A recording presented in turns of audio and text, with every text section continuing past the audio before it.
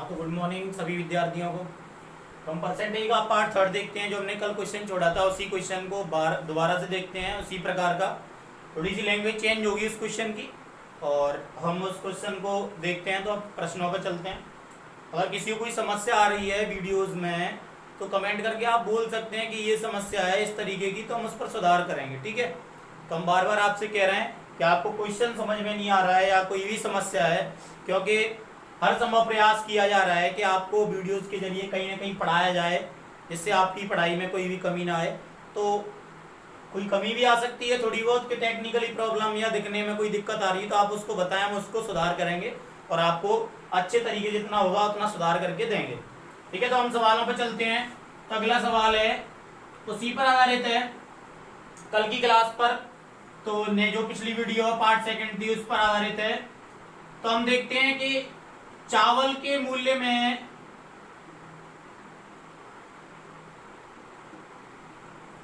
20% की वृद्धि कर देने से उसकी खपत में भी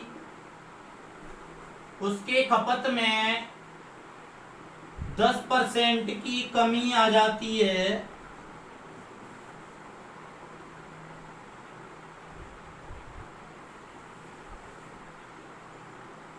तो बताओ उसके खर्चे में कितने परसेंट की कमी या वृद्धि होगी। तो सेम उसी तरीके से देखेंगे हम लोग कि हमें पता है कि जब हम मूल्य का गुणा खपत से करते हैं तो हमें क्या प्राप्त होता है, खर्चा। तो हम लेट करेंगे, चाहे किसी भी तरीके से कर सकते हैं, चाहे फ्रैक्शन वैल्यू से कर लो या फिर डायरेक्ट कर लो। ठीक है। तो मूल्य अगर हमारा 100 है तो खपत भी 100 है, तो खर्चा कितना हो जाएगा, 10,000। ठीक है। अब आप बताएं कि मूल्य में कितने परसेंट की वृद्धि हुई है, 20 की, तो 100 पे अगर 20 की परसेंट की वृद्धि होगी तो परसेंट वैल्यू की वजह से कितना हो जाएगा, 120। ठीक है। 120 हो गया। और खपत 10% कम हुई तो कितनी रह गई, 90। कितनी रह गई, 90। तो गुणा करेंगे तो 2 जीरो से 2 जीरो और 12 निम्मा 108। यानी पहले खर्चा होता था 10,000, अब खर्चा कितना हो रहा है, 10,800। यानी खर्चे में वृद्धि हुई है कितने की, 800 की, और वृद्धि कमी कितने पे हुई है, 10,000 पे।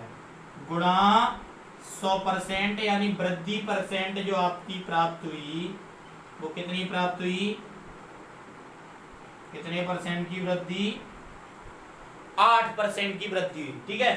तो ऐसे कई एक सवाल है, इसको हम उससे भी कर सकते थे कि एक कमी एक वृद्धि, तो a minus B minus A B बटे 100। ठीक है। तो क्योंकि ये कमी वृद्धि इधर हो रही है, एक जैसी इकाई, ये इकाई अलग है, क्योंकि इन दोनों का गुणा करके अगर इसके साथ कमी वृद्धि होगी और एक इधर से होगी तो ये वाला फॉर्मूला काम नहीं करेगा, फिर हमें कॉन्सेप्ट से ही चलना पड़ेगा। ठीक है। ये फॉर्मूला तब काम करेगा जब इन दोनों की इकाइयों पर ही ये क्वेश्चन पूछा जा रहा होगा तब। अगर इस पर कमी वृद्धि होती है एक, और एक इधर होती है, ये पूछ ली जाती है, तो ये फॉर्मूला काम नहीं करेगा, फिर हमारा कॉन्सेप्ट ही काम करेगा। तो हम इस पर देखते हैं। तो 20 माइनस 10 माइनस 20 गुणा 10 बटे 100। तो 20 में 10 गया 10, माइनस के कितने 2, तो कितने परसेंट की वृद्धि आ गई, 8% की फॉर्मूले से भी। ठीक है। तो हम आपको बताते हैं कि वो कैसा क्वेश्चन रहेगा जब ये फॉर्मूला काम नहीं करेगा, यानी कॉन्सेप्ट से ही ऐसा सवाल हमें करना पड़ेगा। ठीक है। तो हम उस सवाल पे चलते हैं, उस क्वेश्चन पे चलते हैं। तो क्वेश्चन है हमारा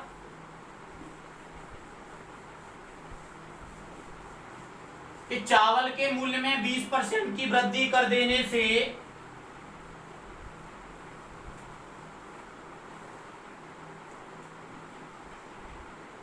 उसका खर्च भी 50% बढ़ जाता है। खर्च कितना बढ़ जाता है? 50% बढ़ जाता है। तो खपत पर क्या असर पड़ेगा? क्या असर पड़ेगा? तो अब यहां पर कॉन्सेप्ट काम नहीं, वो आपका जो फॉर्मूला है वो काम नहीं करेगा, ठीक है। तो यहाँ कॉन्सेप्ट ही काम करेगा, मूल्य गुणा खपत बराबर क्या निकलेगा? खर्चा। अगर मूल्य हमारा 100 है, खपत हमारी 100 है, तो खर्चा हमारा कितना हो गया? 10,000। मूल्य कितना बढ़ा? 20%। तो 20% बढ़ने के बाद कितना हो गया? 120। इसका पता नहीं क्या हुआ, ठीक है। तो लेकिन इसका पता है कि ये कितना बढ़ गया है? 50%। तुम्हें पता है कि 10,000 अपने आप में 100% है, तो 50% बढ़ा हुआ तो 5,000 ही बढ़ा होगा, जाहिर सी बात है। यहाँ हम बढ़ा के निकाल सकते हैं, 10,000 का 50% 5,000 निकलेगा। तो 5,000 बढ़ने के बाद खर्चा कितना हो जाएगा हमारा? 15,000। कितना हो जाएगा? 15,000। तो जब हम यहाँ ये मान लेंगे यहाँ कुछ x हुआ है, ठीक है, तो जब हम इसका भाग देंगे तो x की वैल्यू निकलेगी 15,000 बटा 120, ठीक है। तो हमने ये काटा तो 1500 बटे 12, 12 का भाग देंगे हम इसमें तो 12 एकम 12, ठीक है। बचा कितना? 3, 12 दूनी 24, बचा कितना? 6, 12 पन 60। यानी जो पहले 100 खपत थी वो अब कितनी होने लगी? 125। तो कितने परसेंट बढ़ गई खपत?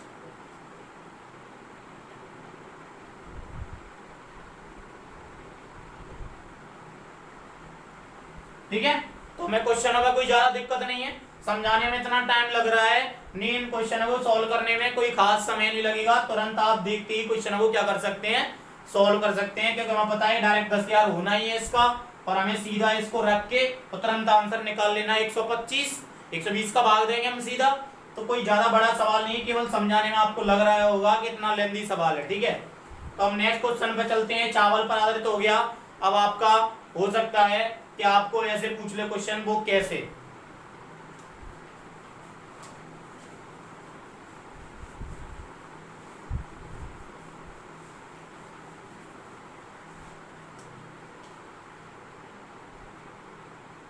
एक आयत की लंबाई में 20%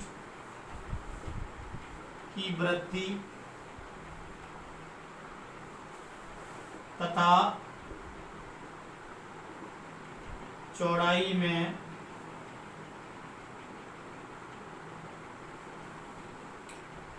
30% की तथा चौड़ाई में 20% की कमी कर देने पर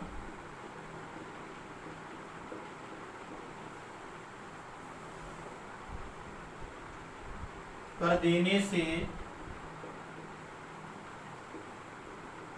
उसके क्षेत्रफल में कितने परसेंट की कमी या वृद्धि होगी? तो यहां पर भी हम वही तरीका देखेंगे, अपना अपना माइंड चलाना है हमें कि आपको पता होना चाहिए कि 20% की वृद्धि लंबाई में हो रही है और चौड़ाई में 20% की क्या हो रही है? कमी, ठीक है। तो आपको यह भी पता होना चाहिए कि आयत के क्षेत्रफल का फॉर्मूला होता है लंबाई गुणा चौड़ाई बराबर क्या प्राप्त होता है हमें? क्षेत्रफल। सेम चावल की तरह मूल्य गुणा खपत बराबर क्या होता है? खर्चा। तो उसी तरीके से इस क्वेश्चन को भी देखेंगे। तो हम यहाँ भी लेट करेंगे। लेट माना लंबाई का हिस्सा 100वां और चौड़ाई का भी कितना? 100वां। तो क्षेत्रफल कितना हो जाएगा? 10,000, ठीक है। तो इसमें वृद्धि हुई कितने की? 20 की, तो 120। यहाँ कमी हुई 20 की, ठीक है। यहाँ कितना बचा? 80, 12 8 96। यानी पहले 10,000 था क्षेत्रफल, अब क्षेत्रफल कितना हो गया? 9600, यानी कमी हुई है क्षेत्रफल में। क्या हुई है? कमी। तो क्षेत्रफल में कितने की कमी हुई है? 400 की कमी। कितने पे? तो कमी परसेंट निकाल रहे हैं हम। 400 बटे 10,000 गुणा 100।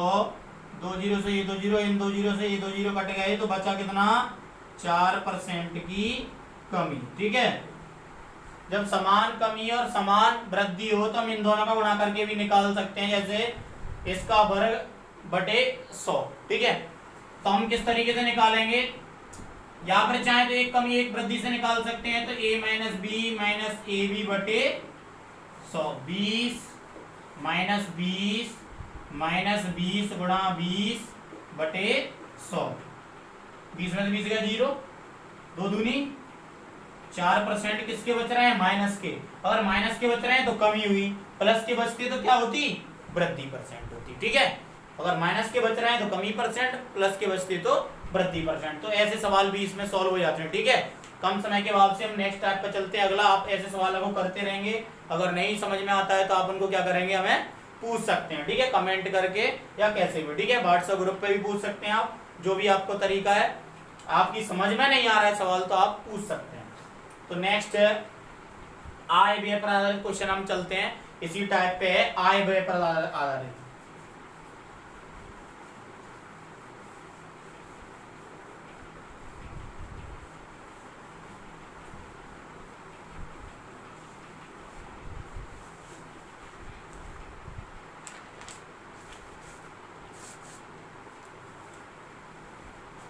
जैसे हम क्वेश्चन को देखते हैं, कि एक व्यक्ति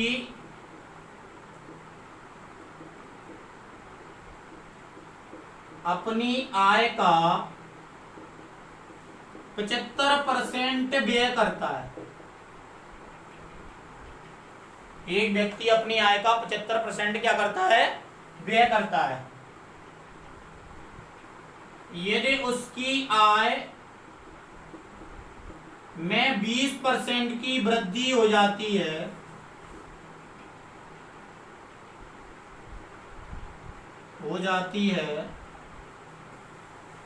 तो उसका खर्च भी 10% बढ़ जाता है। उसका खर्च भी कितना बढ़ जाता है, तो उसकी बचत पर क्या असर पड़ेगा।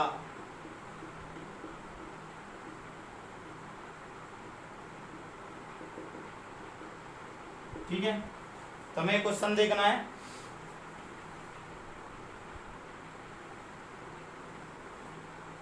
देखते हैं इधर कि आप अपने नजरिए से सोचिए कि मेरी आय 100 रुपए, कितनी है, 100 रुपए। 100 रुपए है, उसमें से 75 रुपए मैंने क्या कर दिए, व्यय कर दिए। व्यय करने का मतलब खर्च कर दिए। 100 में से 75 रुपए मैंने खर्च कर दिए, तो मेरे पास जो बचेगा वो क्या होगी, मेरी बचत होगी। जाहिर सी बात है, क्या होगी, बचत होगी। यानी आय में से जब व्यय को हटा दिया जाता है तो क्या बचती है, बचत बचती है। तो यहीं से हमारा कॉन्सेप्ट क्रिएट हो जाता है कि जब हम आय में से व्यय को क्या कर देते हैं, घटा देते हैं, तो हमारी क्या निकल के आती है, बचत। तो हमें आय पता नहीं है, आय हम मान सकते हैं। हमने आपको बताया कि जब कोई चीज नहीं पता है तो हम उसे क्या कर सकते हैं, मान सकते हैं। अब मानना अपने अपने ऊपर, एक्स मान लो, कुछ भी मान लो, अपना नाम मान लो, 100 मान लो, 10 मान लो, 20 मान लो, कुछ भी। ठीक है, तो हम यहाँ पर मानते हैं 100। आय कितनी हो गई, 100 में से उसने बचत कितना व्यय कर दिया, 100 का 75% 75 ही होगा। निकाल सकते हैं आप, 100 का 75% का मतलब होता है बटे 100। पिछले सबसे पहले वाले वीडियो में समझाया था कि परसेंट का मतलब होता है बटे इतना, यानी 100 पर 75वां हिस्सा। तो का मतलब होता है गुणा, जब हम काटेंगे तो 100 का 75वां हिस्सा कितना आएगा, 75। तो बचत कितनी हुई हमें, 25 की। कितने की हुई, 25 की। अब उसने कहा कि उसकी आय में 20% की क्या हो गई, आय में वृद्धि, यानी 100 में 20% की जब वृद्धि होगी तो कितनी हो जाएगी आय, 120। और आपको बता दूं कि उसका खर्च भी 10% बढ़ गया। अब कुछ लोग क्या करते हैं कि 75 में 10% बढ़ा के यहाँ क्या लिख देते हैं, 85। तो सवाल क्या हो जाएगा, गलत हो जाएगा सवाल, क्योंकि जो 75 जो 10% बढ़ा है वो 75 का बढ़ा है। तो 75 का 10% हम बढ़ाएंगे तो 7.5 बढ़ेगा। कितना बढ़ेगा, 7.5 5, तो 75 में 7.5 जब बढ़ गया तो कितना हो गया, इतना हो गया। कोई डाउट? कोई डाउट नहीं है। जब 120 में से हम इसको घटाएंगे तो हमारा कितना प्राप्त होगा, 37.5। यानी पहले बचत होती थी 25 की, अब बचत हो रही है कितने की, 37.5 की, यानी 37.5 की। तो आपको पता है कि बचत में वृद्धि हुई है कितने की, 12.5 की।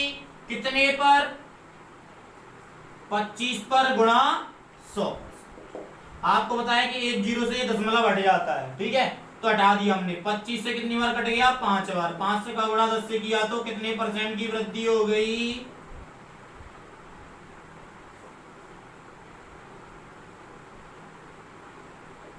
ठीक है, बचत बढ़ गई, बचत। तो आपके क्वेश्चन पे ध्यान देना है कि पूछ क्या रहा है। कॉन्सेप्ट में क्वेश्चन अपने आप विलीन हो जाता है, यानी हमने देखा कि हमने अपने ऊपर ही ले लिया कि हमारी आय इतनी है, जब हम उसमें से खर्च कर देते हैं तो जो सेव बचता है वो बचत होती है हमारी। तो उसी तरीके से हमने सेट करके क्वेश्चन को क्या कर दिया, सॉल्व कर दिया। फिर भी कोई समस्या आती है तो आप मुझे पूछ सकते हैं, ठीक है। मैं आपको बता दूं कि इस जगह पर ध्यान देना है आपको कि कहीं आप 10% की वृद्धि की वजह से 75 में 10 की वजह से यहाँ कितना कर देंगे, 85, तो सवाल क्या हो जाएगा, गलत हो जाएगा। तो इस चीज पर विशेष ध्यान देना है, ठीक है। तो हम नेक्स्ट सवाल पे चलते हैं, अगला क्वेश्चन।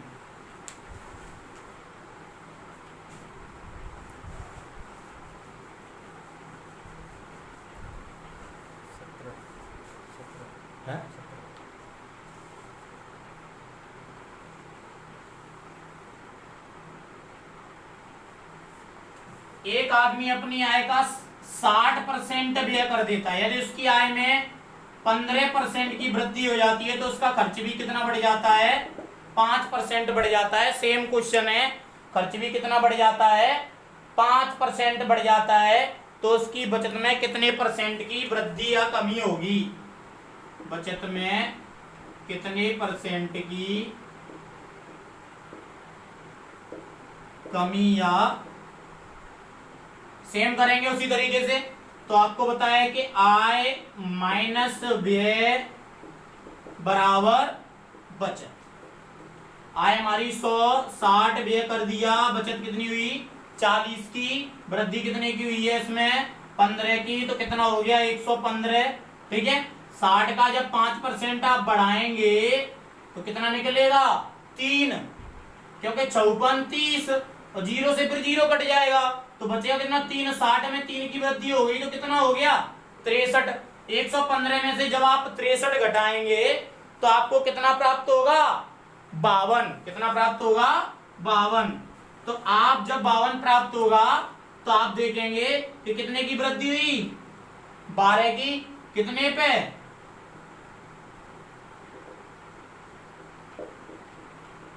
कितने % की वृद्धि हो गई, ठीक है। चाहे आय व्यय हो, चाहे आपका आयत से संबंधित सवाल हो, चाहे वर्ग से हो, सब ऐसे ही हो जाते हैं क्वेश्चन। तो आप इस टाइप के सारे क्वेश्चनों को करेंगे, ठीक है। अब हम कल की जो वीडियो है उसमें आपको % बेस्ड जो जनसंख्या पर आधारित क्वेश्चन है उसकी चर्चा करेंगे। कल की जो अगली वीडियो है यानी पार्ट 4 में हम जनसंख्या पर आधारित जितने भी प्रश्न है उस पर करेंगे। तो आप अपना विशेष ध्यान रखें, जो कोई भी क्वेश्चन आपकी समझ में नहीं आ रहा है आप उसको हमें बखूबी पूछें और घर पर आराम से रहें, सेफ रहें और अपनी पढ़ाई को विधिवत रूप से कंटिन्यू रखें। बाकी हम कल की वीडियो में मिलते हैं।